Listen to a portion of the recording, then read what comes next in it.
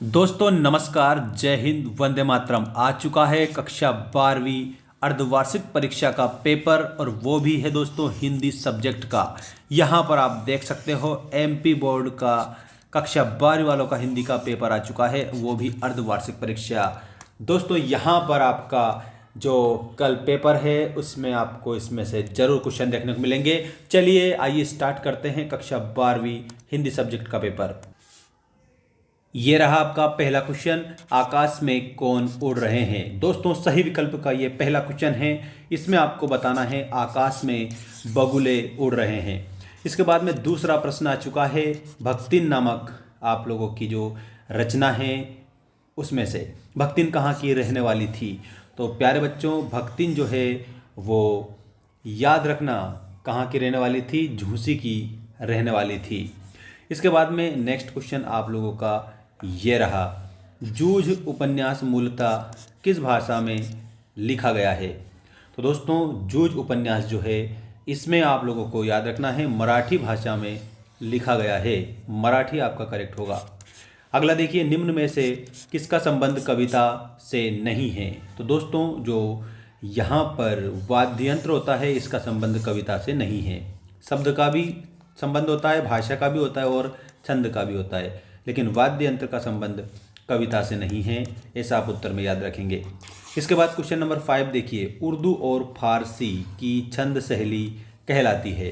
तो दोस्तों उर्दू और फारसी की छंद शैली रुबाई कहलाती है। आपको करेक्ट उत्तर रुबाई बताना है। इसके बाद में देखिएगा, अर्थ के आधार पर वाक्य के प्रकार होते हैं। तो अर्थ के आधार पर वाक्य के 8 प्रकार होते हैं। सभी बच्चों को याद रखना है, अर्थ के आधार पर वाक्य 8 प्रकार के होते हैं। इसके बाद में ये आपके रिक्त स्थान आ चुके हैं, आत्म परिचय से लिया गया है। दोस्तों आत्म परिचय जो है निशान निमंत्रण से लिया गया है। ठीक है। अगला क्वेश्चन देखिए, भक्तिन महादेवी जी का एक है। तो इसमें आपको संस्मरणात्मक रेखा चित्र, संस्मरणात्मक रेखा चित्र, यह उत्तर याद रखना। अतीत में दबे पांव का शाब्दिक अर्थ है। दोस्तों प्राचीन काल के अवशेष। ठीक है, मैं लिख देता हूँ आपके लिए, नोट कर लेना, प्राचीन काल के अवशेष। ठीक है। इसके बाद नाटक में पात्रों की संख्या होनी चाहिए। तो प्यारे बच्चों जो नाटक होता है ना उसमें पात्रों की संख्या अधिक होनी चाहिए, तो अधिक आप इसमें याद रखना। जिन छंदों में मात्राओं की गणना की जाती है वे मात्रिक छंद होते हैं। दोस्तों मात्रिक छंद कहलाते हैं। बिंब के भेद हैं। तो दोस्तों यहाँ पर आप लोगों को बिंब के 3 भेद बताना है। कितने भेद बताना है? 3 भेद बताना है। इसके बाद में अब हम आगे बढ़ते हैं जिसमें आपको सही जोड़ी बताई गई है। सही जोड़ी आप कंप्लीट याद रखेंगे, जैसा कि आपके सामने ये सही जोड़ी आ चुकी है और इसमें सारा उत्तर आपकी स्क्रीन के सामने ये रहा, देखिएगा। गीत, तो दोस्तों इसमें आपको याद रखना शेर। अवधूत, अवधूत ये शिरीष के फूल, ऐसा आप इसमें याद रखेंगे। मोहन जोदड़ो, तो इसमें 700 कुएं याद रखना आप सभी। नाटक का प्राण तत्व, तो दोस्तों नाटक का जो प्राण तत्व होता है उसमें आपको संवाद बताना है। कवित्त छंद, तो कवित्त छंद में दोस्तों 31 वर्ण होते हैं। जलद, जलद मतलब बादल, बादल जल को धारण करता है, याद रखना। छायावाद के प्रवर्तक कवि जयशंकर प्रसाद। दोस्तों जयशंकर प्रसाद जो हैं छायावाद के जनक के रूप में भी जाने जाते हैं। आप लोगों को याद रखना, जनक और प्रवर्तक एक ही बात है। अब इसके बाद में हम आपको एक शब्द एक वाक्य में उत्तर दीजिए वाला क्वेश्चन बता रहे हैं। चैनल को आप सब्सक्राइब करके जरूर रखना वार्षिक परीक्षा तक। और हमारा ऐप जिसकी लिंक हमने चैनल के अबाउट सेक्शन में दे रखी है, जो हमारे चैनल का नाम है वही ऐप का नाम है, आप जाकर डाउनलोड कर सकते हैं। भाषा के साथ बात कैसी हो गई थी। दोस्तों यहाँ पर आपको मैं उत्तर बता देता हूँ, भाषा के साथ में जो बात है वो पेचीदा हो गई थी। अगला प्रश्न है, पहलवान की ढोलक कहानी के मुख्य पात्र का नाम लिखिए। तो इसमें आप लोगों को मुख्य पात्र का नाम लिखना है लुट्टन पहलवान। ठीक है, लुट्टन सिंह आप लोगों का करेक्ट आंसर इसमें हो जाएगा। मोहनजोदड़ो की वास्तुकला के तुलना किस नगर से की गई है। दोस्तों इसमें आप लोगों को मैं बता देता हूँ चंडीगढ़ से की गई है। किससे की गई है? चंडीगढ़ से की गई है। आप लोगों को उत्तर में चंडीगढ़ बताना है, थर्ड वाले का करेक्ट आंसर।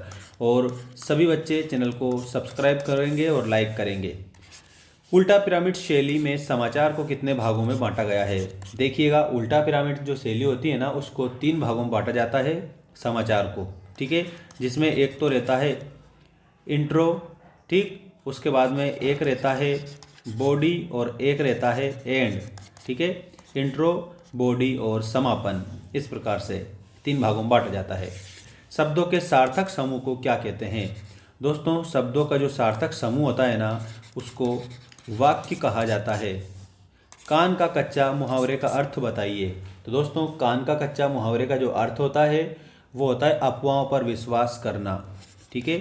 ये मैं यहाँ लिख देता हूँ, आप स्क्रीनशॉट ले लेना। अफवाहों पर विश्वास करना, विश्वास करना, ये होता है इसका अर्थ। व्यंग्यार्थ को प्रकट करने वाली शब्द शक्ति क्या कहलाती है? तो इसमें आप लोगों को व्यंजना शब्द शक्ति के रूप में इसे बताना है। व्यंजना शक्ति कहलाती है, ये आपका करेक्ट आंसर हो जाएगा। अब हम आप लोगों को बता रहे हैं सत्य असत्य वाले क्वेश्चन। जल्दी जल्दी आप सभी स्टूडेंट ऐप को भी डाउनलोड कर लेना, लिंक हमने डिस्क्रिप्शन में भी दे रखी है। ऐप की लिंक डिस्क्रिप्शन में दे रखी है, कोर्स खरीद लेना, सबसे बेस्ट काम आएगा आपके वार्षिक परीक्षा में। देखिए, बच्चे जन्म से ही अपने साथ कपास लाते हैं, तो इसमें आप लोगों को असत्य लिखना रहेगा, ठीक। नेक्स्ट देखिए, परचेजिंग पावर का अर्थ क्रय शक्ति होता है, इसमें आप लोगों को बताना है सत्य। सिल्वर वेडिंग विवाह के 25 वर्ष पूर्ण होने पर मनाया जाता है, तो इसमें यह भी आप लोगों को सत्य लिखना है। कहानी का केंद्रीय बिंदु कथानक होता है, तो बिल्कुल आप लोगों को ये भी आपको सत्य के रूप में इसे बताना है। अंग्रेजी शिक्षा का विरोध भारतीय युग की विशेषता नहीं है, तो दोस्तों ये आपका असत्य बताना है, क्योंकि अंग्रेजी शिक्षा का विरोध उन्होंने किया था। क्रिया की विशेषता बताने वाले शब्दों को क्रिया विशेषण कहते हैं, तो बिल्कुल ये बात सही है, इसका मतलब आप इसमें भी सत्य बताएंगे। अब जल्दी जल्दी स्क्रीनशॉट ले लो फटाफट सभी स्टूडेंट, और चैनल को सब्सक्राइब कर दो। लाइक नहीं किया है तो लाइक ज़रूर कर दें सभी प्यारे बच्चे, ठीक है। चलिए आगे बढ़ते हैं, हम आप लोगों को बताते हैं कि जो नेक्स्ट वीडियो आने वाला है उसका वेट करिएगा, इसके जस्ट बाद आएगा। और ऐप को डाउनलोड कर लेना सभी बच्चे।